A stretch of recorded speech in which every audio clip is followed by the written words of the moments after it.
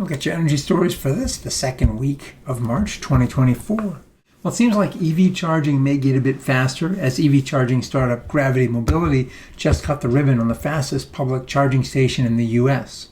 This Midtown Manhattan station is in a parking garage, and it's designed for EV owners and fleet operators such as Uber and Lyft. These things are fast. At 500 kilowatts, they can offer 200 miles of range in 5 minutes. If your car can take that level of speed, that is, and few can. A December 2023 Motor Trend charging survey put the Hyundai Ioniq 6 at the top of the fast charging class with 193 miles after 15 minutes of charging. Most battery systems today can't absorb that much power that quickly. The cells and management systems simply aren't designed for it. But that will change as battery companies continue to tweak their chemistries. And to that end, Samsung SDI just rolled out a roadmap to commercialize its battery tech to accommodate ultra-fast charging by 2026, going from 8 to 80% state of charge in about 9 minutes. It also plans to offer an all-solid-state mass-produced battery by 2027, increasing density by 40% over its current model and boasting 900 watt-hours per liter, which would give it the industry's highest density. For context, batteries have increased in density considerably, from about 55 watt-hours per liter in 2008 to 450 watt-hours per liter for the best ones by 2020.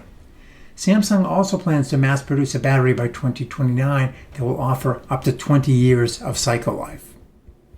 Fervo Energy, the enhanced geothermal company that supplies 3.5 megawatts of energy to a Google data center in Nevada and is currently drilling boreholes to support a 400 megawatt geothermal project in Utah, just raised $244 million in new funding.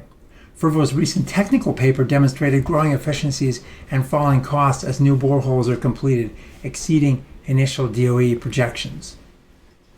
The Midwest grid operator MISO announced Tranche 2 of its four-part effort to bolster infrastructure to improve reliability and reduce curtailments.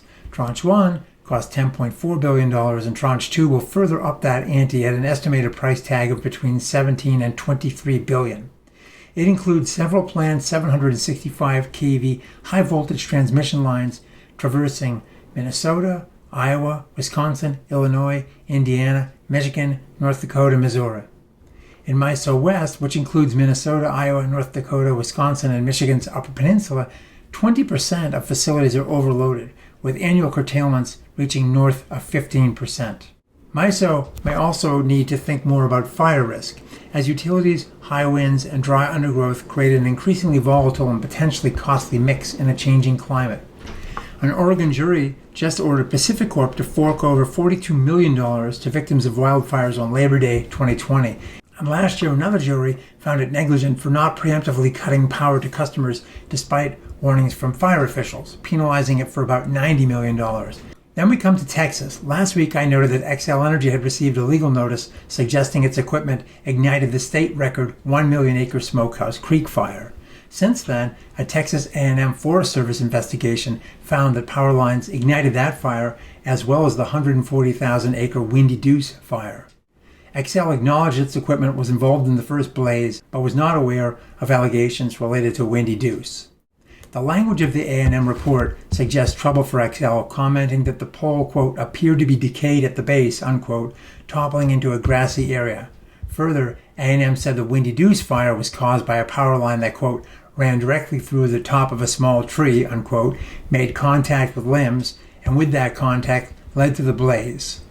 And finally, the Energy Information Administration reports that the U.S. produced more crude oil than any nation at any time for the past 6 years in a row.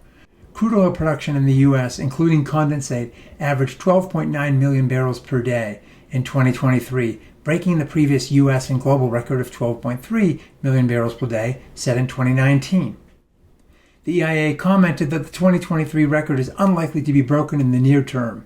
Saudi Arabia's state-owned Saudi Aramco recently scrapped its plans to increase production capacity, and they'd be the closest contender.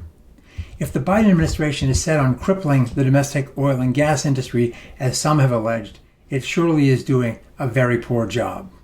Well, that's all for this week. Thanks for watching, and we'll see you again next week.